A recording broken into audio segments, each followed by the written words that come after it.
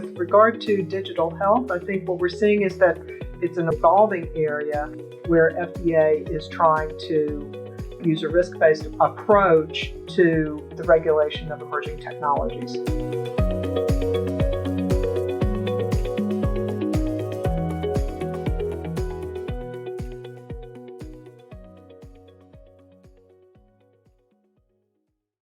Hello and welcome to FDA Watch. I'm your host, Wayne Pines.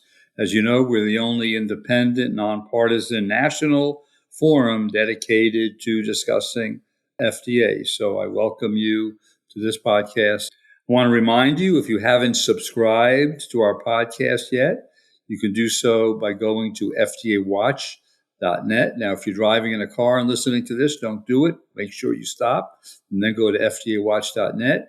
And you will see there the ability to put in your email address and to submit it. And then you will get an email whenever a new episode comes out.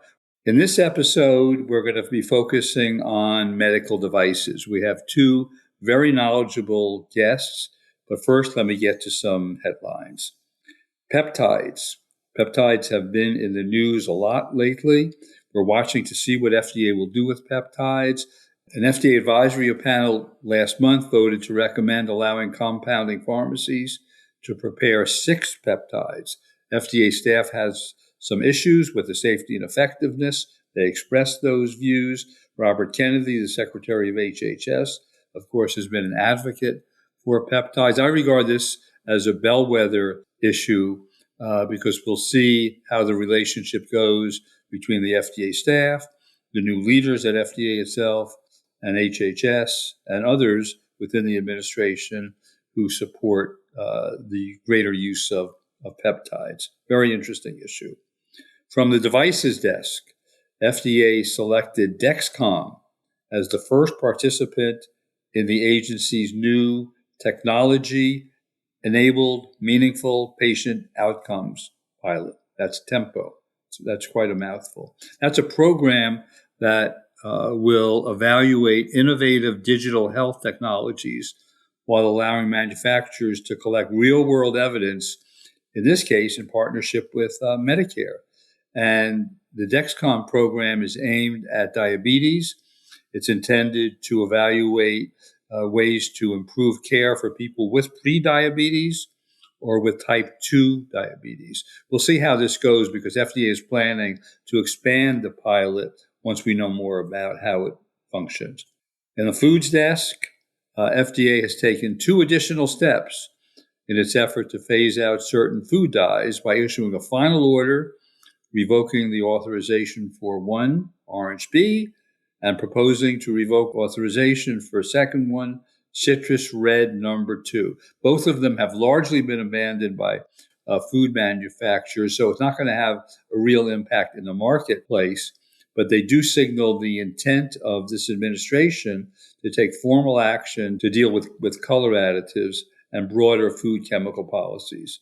From the cosmetics desk, according to a new law survey, nearly 3 out of every 4 daily cosmetic users mistakenly believe that FDA tests cosmetics for safety before they reach the stores. We know that that is not true. There remains a lot of misunderstanding in the public about what FDA's authority is and what the limits of its authority is. When I was at FDA, I was responsible for that program. It goes back a long time to try to educate the public about what FDA does and what it does not do, because consumers have certain responsibility that they have to take on themselves. And we'll see how FDA reacts to the fact that there needs to be better education in the public about what its authority is in the cosmetics area. So we're going to deal with medical devices today. Our first guest is Cathy Burgess. Cathy is a partner at Alston Bird. She leads the firm's FDA compliance and enforcement team and its FDA practice. She has more than 3 decades experience in this area, especially in the manufacturing area. So welcome to FDA Watch, Cathy. Thank you, Wayne. Also joining us today is Michael Gaba. Michael is the Food and Drug Vice Chair at Polsinelli. He also has many decades of experience in FDA regulation, in Medicare policy, federal relations, in medical devices, digital health technologies. I've had the opportunity to work with Michael before, and this is his third appearance on FDA Watch. So welcome back to FDA Watch, Michael. Thank you very much, Wayne. Perhaps the third time's the charm. We'll find out. I want to start out with a general question about CDRH. Seems to me that Michelle Tarver, who's the only center director that was kept on in this new administration, has been doing a very good job of stabilizing CDRH despite the cutbacks. Let me start out with you, Cathy. A general overview of how things are going at CDRH, the Center for Devices and Radiological Health. Thanks, Wayne. I think there's been a tremendous upheaval in the past 18 months. There are fewer people in the agency generally, and CDRH is no different. As historically, the agency has been tasked with doing less with more. And I think right now, with everything that is going on in terms of the move to QMSR, with a lot of the developments in emerging technologies, I think that the work that the center is doing is admirable, and I think the staff should be commended for their continued commitment to protecting and promoting public health, and for what they've been able to do. Recently. So in your experience so far, are they still continuing to process PMAs and 510Ks the way they used to, or has there been a change in the way that industry needs to approach the FDA and deal, not generally FDA, but CDRH needs to approach CDRH? Our clients have been pleased with the interaction, the level of interaction and engagement in CDRH, and so I can't speak broadly about the speed with which pre-market authorizations are being processed generally, but what we have seen has been very positive. Michael, same questions. 30,000 foot CDRH. I do think they're doing well under the leadership of Director Tarver. She's been a steadying force for the center. And I think a lot of, there are several senior people who are still in place, but as Cathy indicated, they've had a significant number of people depart. Hasn't grabbed the headlines the way other centers have in terms of the reduction in force. And in terms of the reviews, I can tell you that in my experience, the people that are there are still, of course, very much committed to the agency's mission.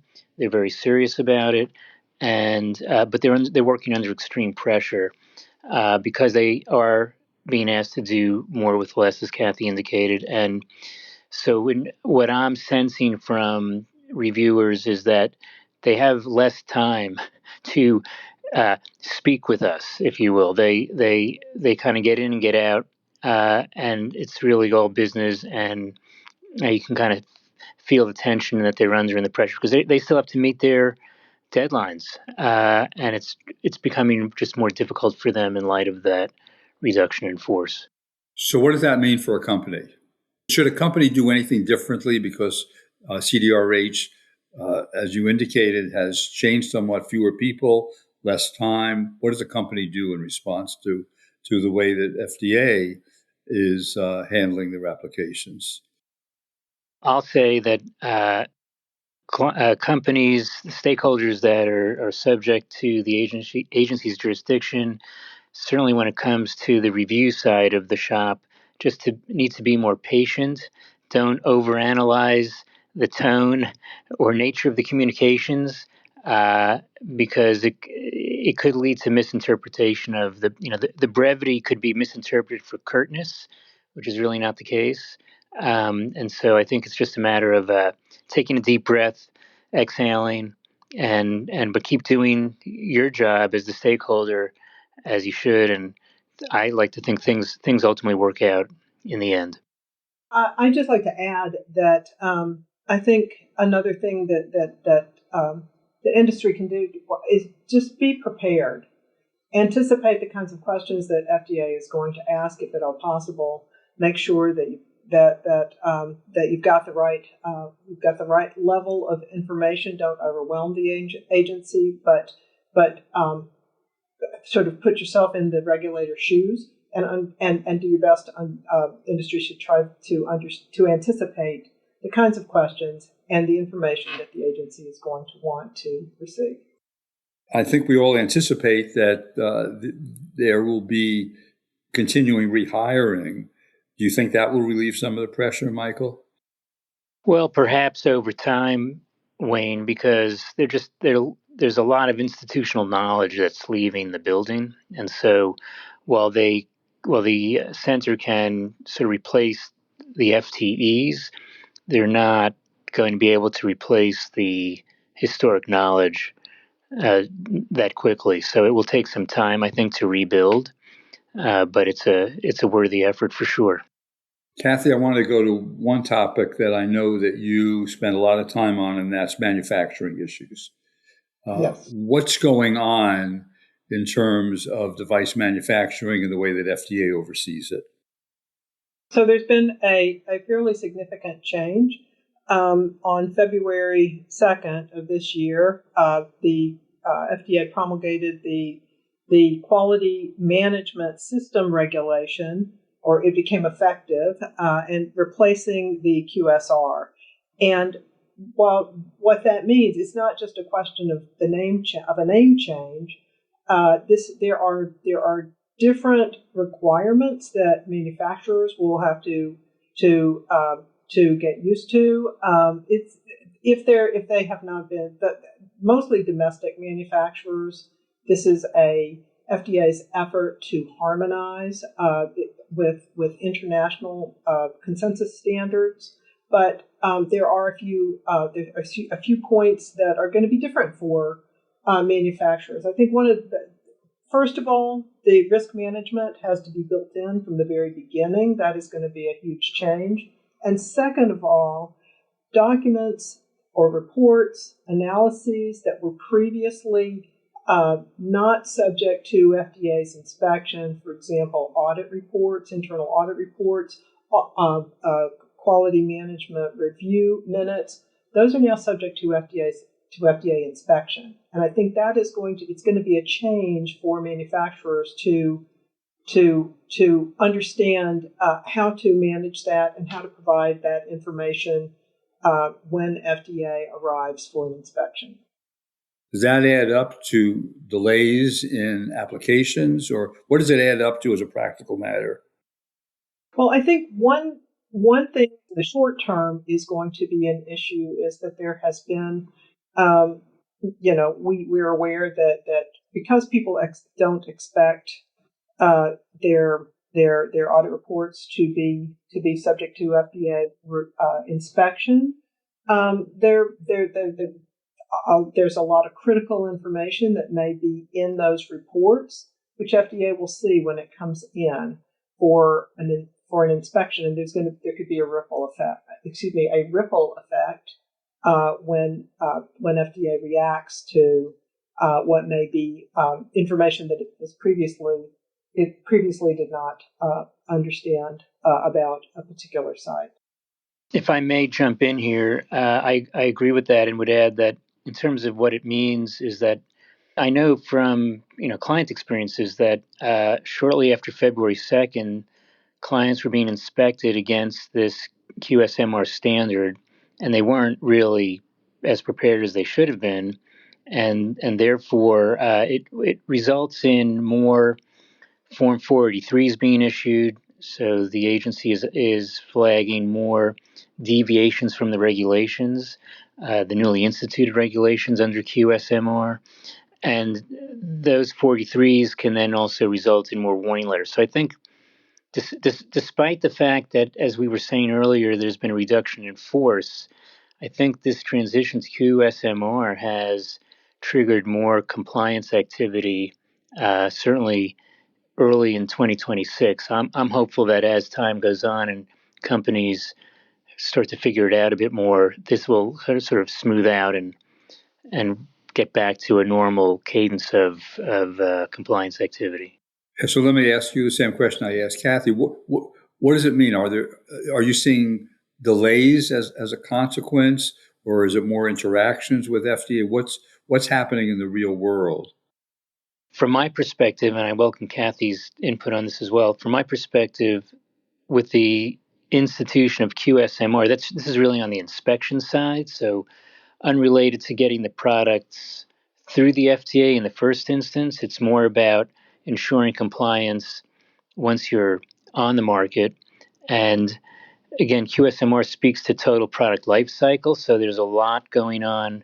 There's more effort needed to demonstrate that your product remains safe and effective for its expected lifetime, Cathy made reference to risk management, that it's an ongoing process under these new regs, whereas I think historically a lot of companies needed to document these things for purposes of the clearance or approval, but didn't necessarily maintain those records and refresh them and go back and ensure that the product remains safe and effective for its intended use. So it's more on the compliance side that we're seeing the activity.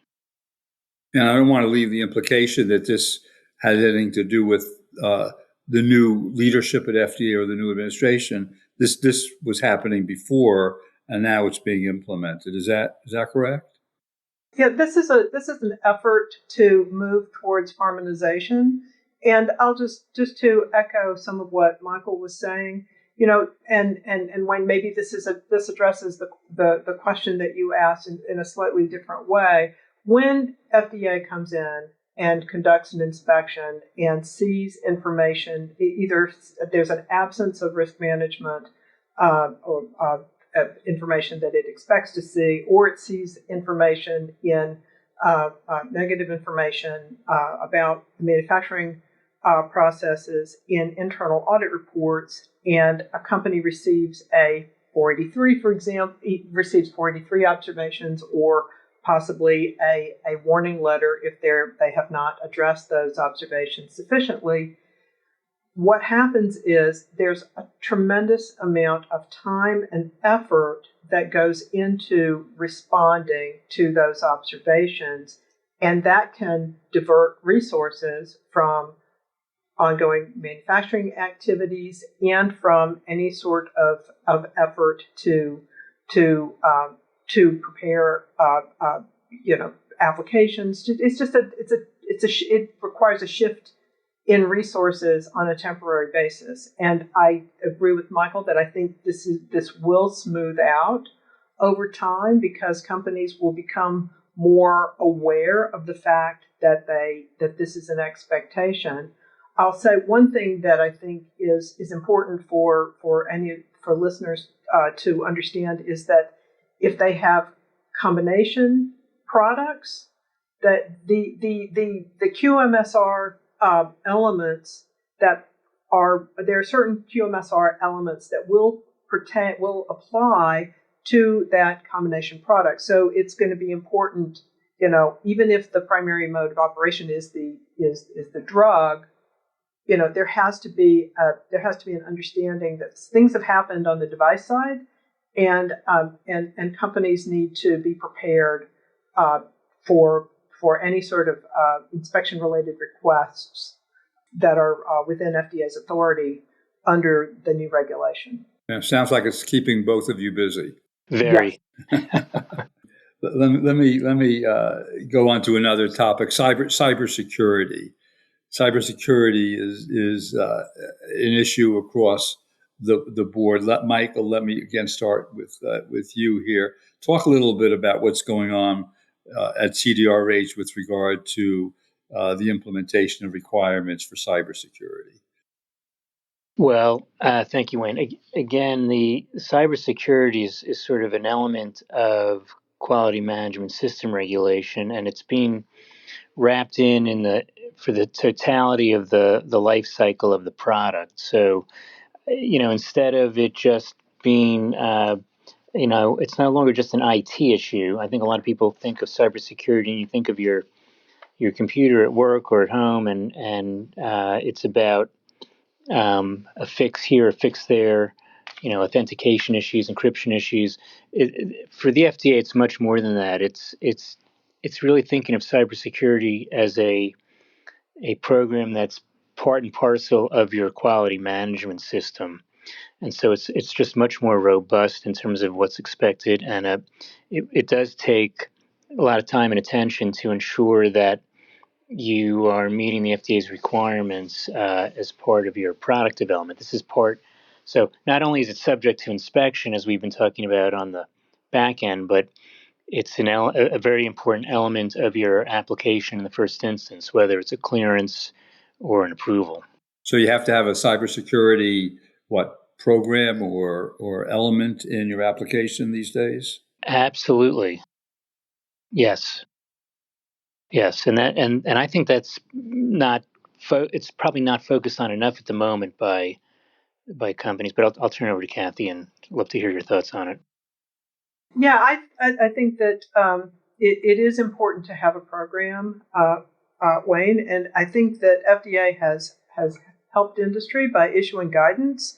In February, FDA issued a cybersecurity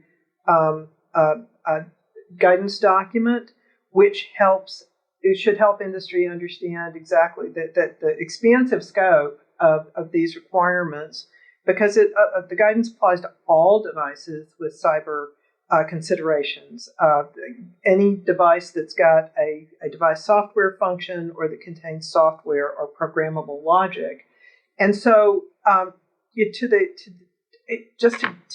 put this in practical terms, it's not just having a plan, having a program, but every time a manufacturer or a spec developer decides that they're going to add a cyber function, this has the potential to increase the risk of cyber vulnerabilities. So it's really important at the outset to understand whether, is this a great to have element, a great to have feature, or is it going to create risk that is really does not make the addition worthwhile?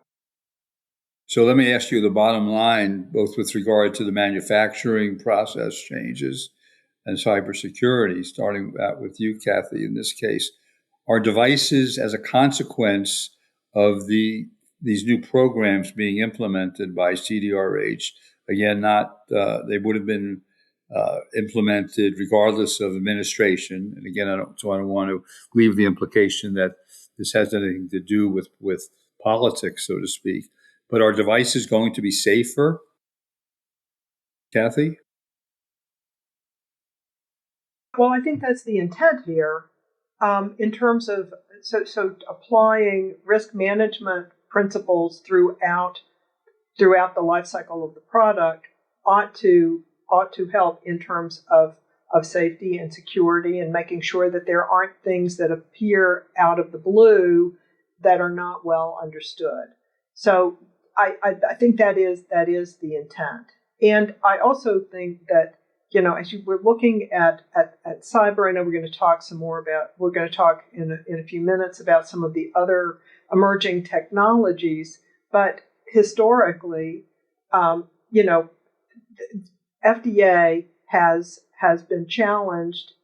There's been a challenge for FDA to keep up with changes in technology, for the regulations and for the regulatory structure or construct to keep up with new developments. But here, I think that the QMSR, these concepts related to risk management, really it's not so much that FDA has to change the regulatory framework, but there's now FDA is placing the responsibility on the manufacturer, on the spec developer to understand the device and the risks associated with it, so that so FDA is not required to come in and at the back end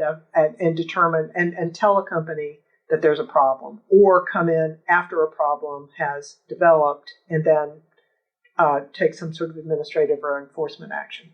Michael, final word on this before we go to a break. Same question as I asked Cathy. Are devices safer as a consequence of what FDA is doing in the manufacturing area and in the cybersecurity area? They should be at the end of the day. That's, as Cathy suggested, that's certainly the intent. I think if manufacturers can implement the new requirements as expected, then they will be. And also, I'll just say in response to your earlier question, I would say these changes are apolitical, not tied to any given administration. These are issues that have been kind of working their way through the agency for some time. So I don't view it as the result of any given administration's agenda. Right. So we're going to take a quick break now. Don't go anywhere. We'll be right back.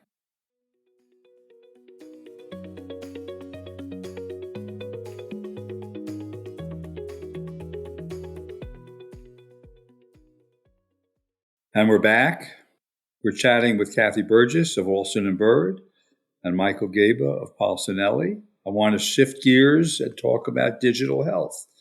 All of us as consumers are aware of digital health. I want to start out with you, Michael. Just ask you a general question. How is CDRH approaching the whole concept of digital health and the technology and the way that FDA needs to regulate it? Yeah, so I guess let me take a half step back to try to frame this a little bit for your listeners, and then I'll answer your question.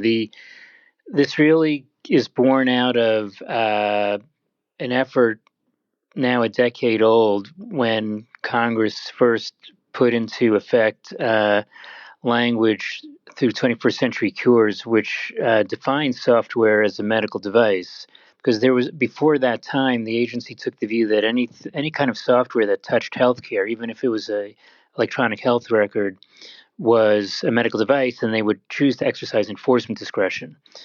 Well, after some advocacy from industry, the statute clarified what was subject to the FDA's jurisdiction and what was not. So software as a medical device sort of born as a term of art 10 years ago in 2016. Under that umbrella, we have things like clinical decision support technology, and what's grown out of that as sort of tangential also because it was excluded from the FDA's jurisdiction are wellness software that functions as a wellness product. And so all of these things sort of live under that software as a medical device or digital health umbrella. And as far as what the administration is doing now to try to facilitate more innovation is that two guidances were issued earlier this year, both in January, one related to clinical decision support, the other to general wellness, which also captures digital health, to try to liberalize the rules, provide some clarifications around statutory language to facilitate market entry for innovators. And so we're seeing a lot of activity in this space for sure. Yeah, my sense is that FDA, not necessarily as a matter of formal policy, but generally has been supportive in terms of advancing digital health. Is that fair? Yes, absolutely. And I think not only do the guidances suggest a more open view to what qualifies as wellness to be outside the agency's jurisdiction, but I think we're also seeing and should expect less enforcement activity. So, as you know, the agency, and Cathy knows, the agency has the ability to exercise enforcement discretion.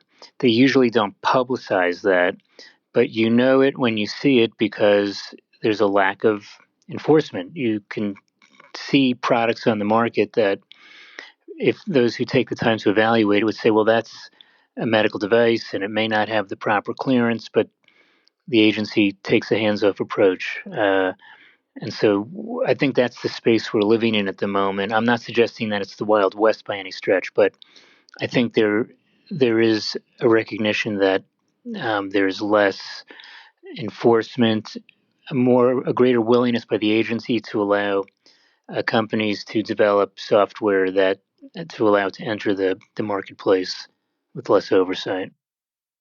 Cathy, digital health. Yeah, I think this is consistent with what we've been talking about, what we were talking about before the break in terms of risk management and FDA's initiatives to really deal with emerging technologies with regard to digital health. I think what we're seeing is that for these products that have a lower risk profile, the agency is signaling that it's going to exercise enforcement discretion and open up the market for innovation in this for these lower risk these products. And so it is an evolving area in terms of both technology and policy, and it is. I think that the one caution here is that given the fact that this is an evolving area, something that might initially seem to be a low risk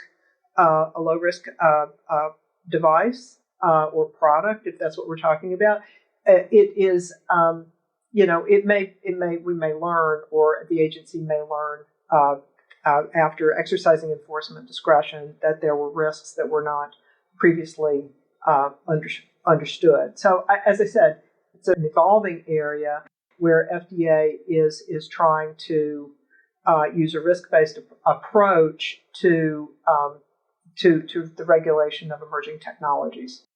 So, just looking at it from the consumer standpoint, what kind?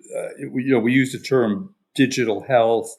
That's a term that I don't think that consumers necessarily use. But as a practical matter, what kinds of products can consumers expect to see that they can use, hopefully safely and effectively by themselves, to improve their health? Michael, what do you see coming on the horizon in this area? Well, I think there's a lot of innovations around technologies that provide physiological signals. So heart rate monitors, SpO2 reads for oxygen saturation levels. These are things that before the guidance in January, the FDA's position was that even if it's marketed as a wellness product, for instance, let's say a heart rate monitor is intended to be used for exercise, that would be viewed as a wellness technology that the FDA would not regulate. But if that heart rate monitor before January said, it looks like you're about to go into AFib, you should call your doctor, or even just said you're about to have AFib, the agency's view was, well, that's such a well-established signal that even though you're calling it wellness, we're going to regulate that as a device. The guidance says that's no longer the case.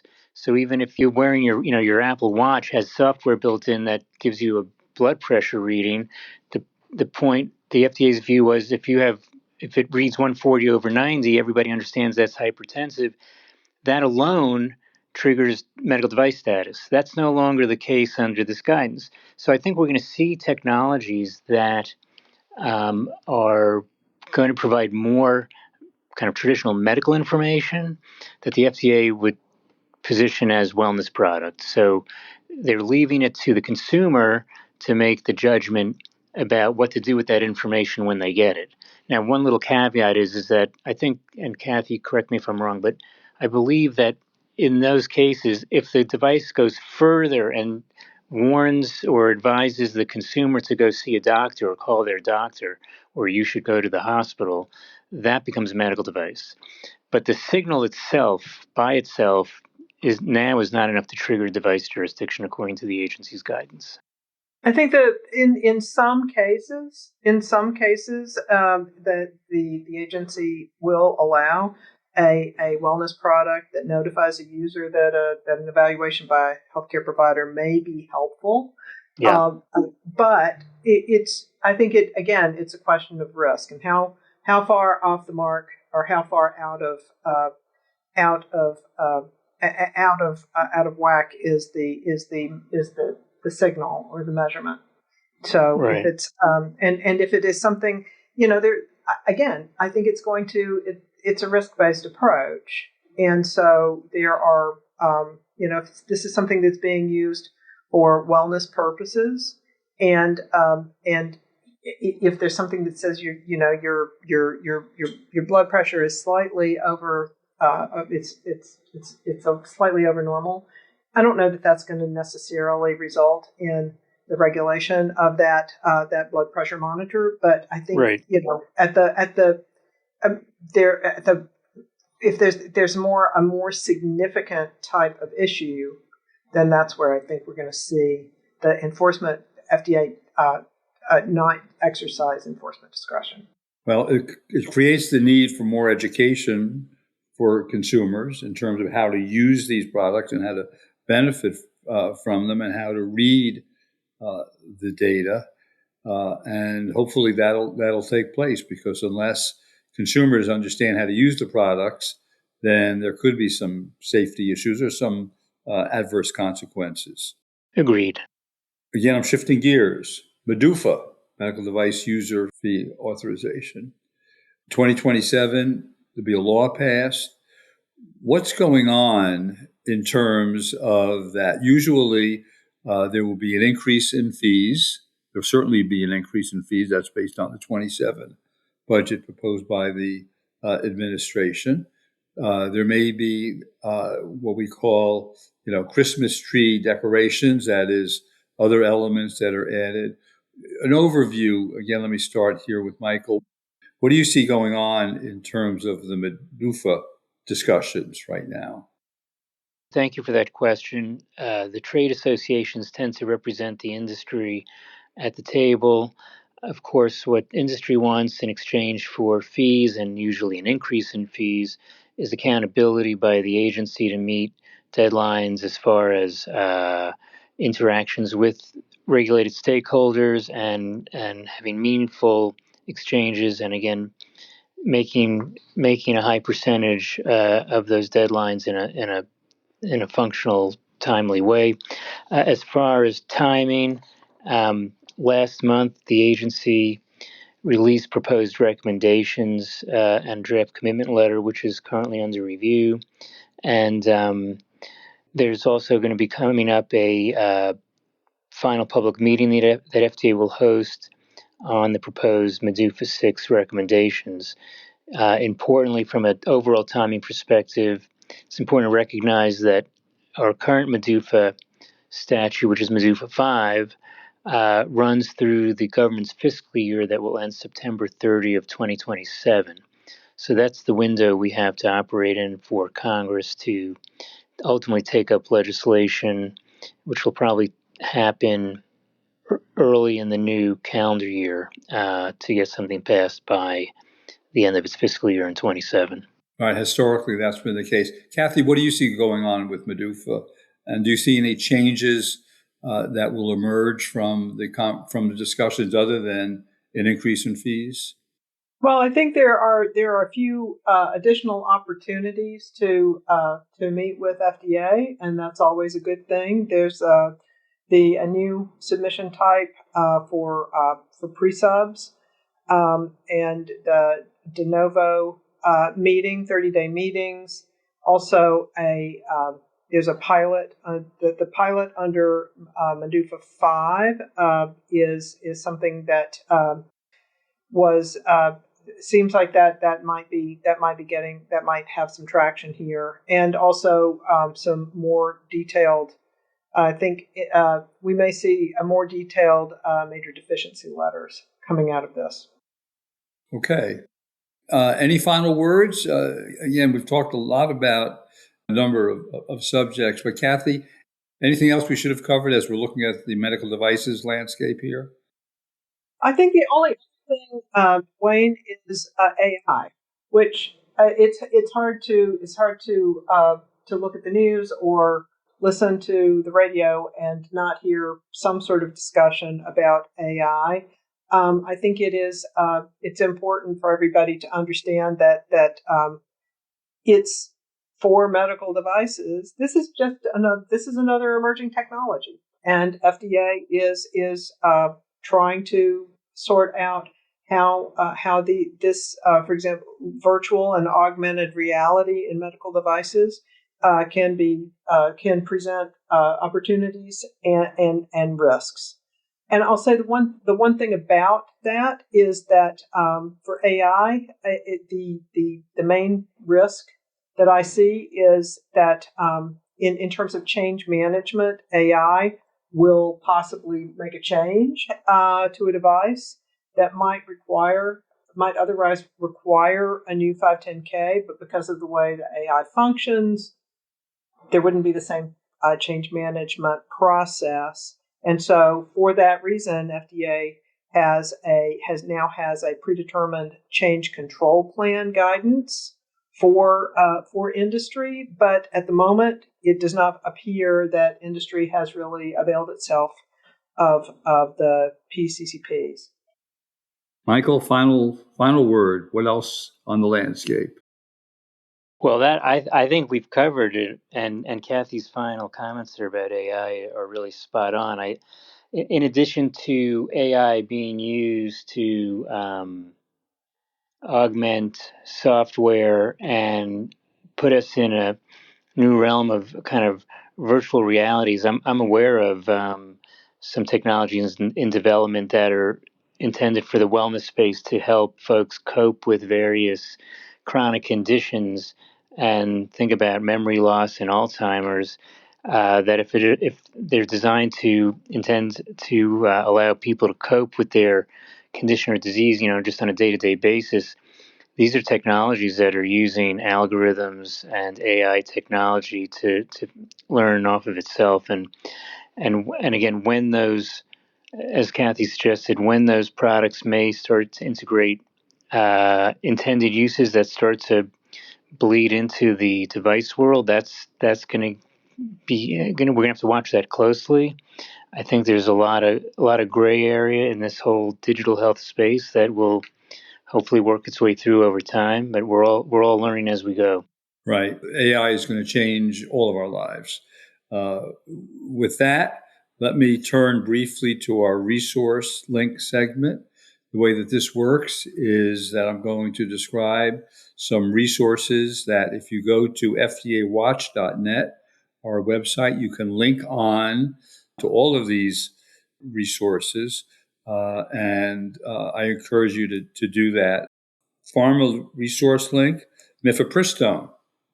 Back in the news, a federal judge in Virginia ruled recently that FDA's 2023 REMS modifications, risk evaluation and mitigation strategy, their modifications for the abortion pill mifepristone were arbitrary and capricious because FDA did not adequately justify continued certification requirements for prescribers and pharmacies after repeatedly affirming the drug's safety. The court ordered FDA to reconsider the restrictions, then immediately invalidate them, keeping the current REMS in place while the agency conducts its review. Our link will take you to an article which explains this ruling. Very important. Mifepristone will continuously be in the news because as we all know, it's not just a medical issue, it's a political issue.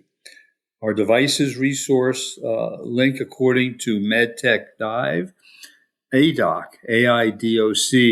is pursuing FDA authorization for a generative AI-powered first read software to help establish a regulatory pathway for large language models that draft preliminary radiology reports rather than simply detect imaging abnormalities. So this is a generative program that will actually go beyond just identifying abnormalities in imaging, but will generate an actual draft report. And as we all know, radiology is going to be one of the targets of AI. At one point, it was predicted that there would be fewer radiologists and fewer need for radiology. That's turned out not to be true. Radiologists do have increasing workloads, and there have been reporting delays, and generative AI can be deployed safely. So we'll see how that works out. Again, you go to FDAWatch.net and you can see that article. Very interesting because we all get involved at some point with radiology. And I have noticed just personally delays in radiology reports because there are fewer radiologists. From the food desk, FDA just recently announced its 2027 user fee rates for importers who are approved to participate in what they call the Voluntary Qualified Importer Program. It's a voluntary program that offers importers who achieve and maintain a high level of control over the safety and security of their supply chains to have expedited review in the importation of human and animal foods into the United States. User fees are associated with that. FDA just announced the user fees. You can go to our resource link and get a link to the FDA announcement of that. And finally, on the cosmetics front, the Personal Care Products Council recently released a new members-only collection of trade fact sheets and one-pagers covering international trade and export policy and the economic impact of the cosmetics and personal care products industry. Very interesting information. It includes information on U.S. cosmetic exports to China, Japanese relationships, the industry's economic impact in various states. So it provides members with data to support their trade advocacy and policy discussions. Again, our link takes you to this resource. So with that, I want to thank Cathy Burgess and Michael Gaba for being such terrific guests. As always, we'll have them again. Also want to thank our podcast creator and executive producer, Michael Evan Epstein, our assistant producer, Sam Hoffmeister. I want to remind you that if you want to be a marketing partner or a sponsor or just comment on our podcast, you can contact us at info@fdawatch.net, info@fdawatch.net, and definitely check out our website. I've mentioned it several times, fdawatch.net. So as we say at the end of every episode of FDA Watch, if you really want to watch what FDA is doing, listen to FDA Watch. This is Wayne Pines.